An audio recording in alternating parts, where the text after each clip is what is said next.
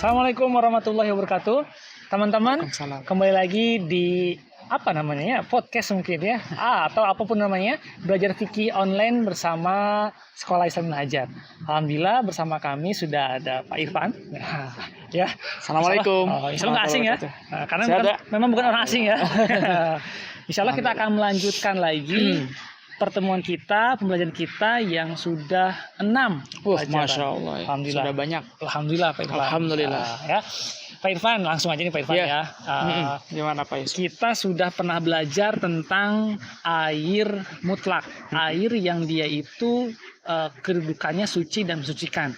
Dia sumbernya dari langit ya Pak ya, sama dari bumi. Ada 7 macam air. Terus pernah belajar juga kemarin yang saya salah nyuci. Ya.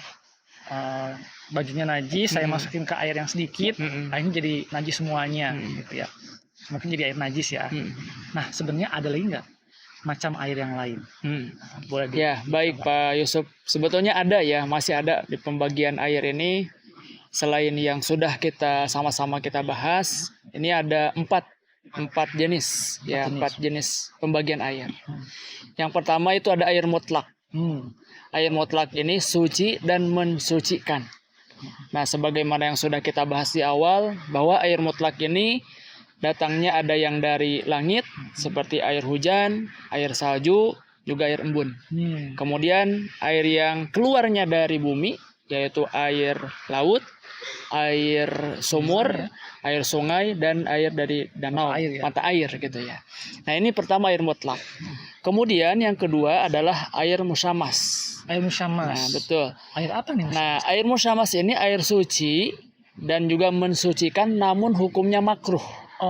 Nah, makruh digunakan untuk berwudu.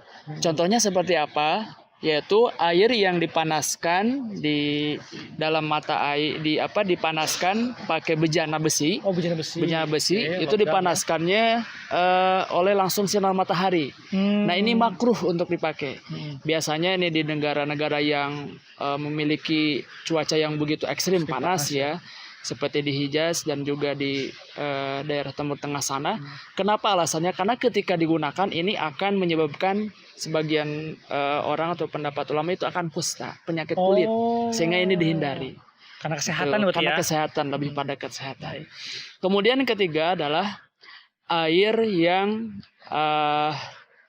yang suci namun tidak mensucikan.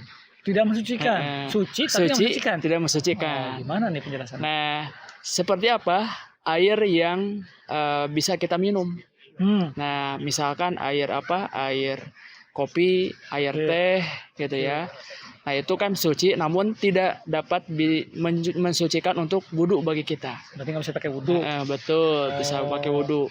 Kemudian juga ada air mustakmal ya. Mustakmal. Betul. Nah, air mustakmal itu air yang memang ketika kita wudu nih. Nah, kemudian di wudu pertama kita, kemudian si air yang sudah kena atau jatuh ke tangan dipakai lagi. Nah, itu basuhan pertama, itu kita tidak boleh menggunakan air itu lagi. Karena apa? Karena itu ada disebabkan hanya mustakmal, artinya bekas wudu, bekas dipakai. Kemudian yang terakhir adalah air najis. Nah, air keempat ya. Air najis ini udah jelas ya. Air yang cakupannya 1 kulah ya, ukurannya 200 liter ya. Nah, ini kena najis. Kena najis. Nah, maka itu tidak boleh. Begitupun air 2 kulah atau lebih dari 200 liter. Nah, ini bisa kedudukannya si air ini bisa menjadi najis. Kenapa? Karena ketika si air ini sudah berubah rasanya, warnanya dan juga baunya, maka ini tidak boleh digunakan. Jadi ada 4 nih bagian air kedudukan air ini yang memang perlu kita sama-sama ketahui. Jadi nggak sembarangan nih teman-teman. Ada air mutlak, teman-teman silakan boleh pakai buat berwudu. Betul. Ya, buat mandi wajib. Ada yang kedua adalah air yang dia suci, mensucikan tapi makruh.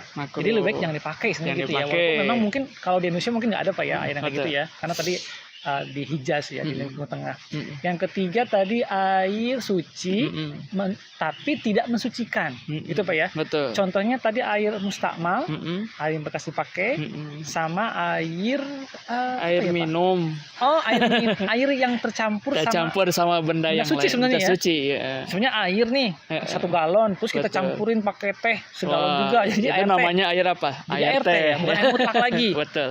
Oke, itu yang ketiga. Dan yang Tiga. keempat adalah air najis. Air najis. Udah pasti jangan dipakai Jelas. buat berwudu Betul. atau bersuci untuk lainnya. Betul. Oke, alhamdulillah Alhamdulillah.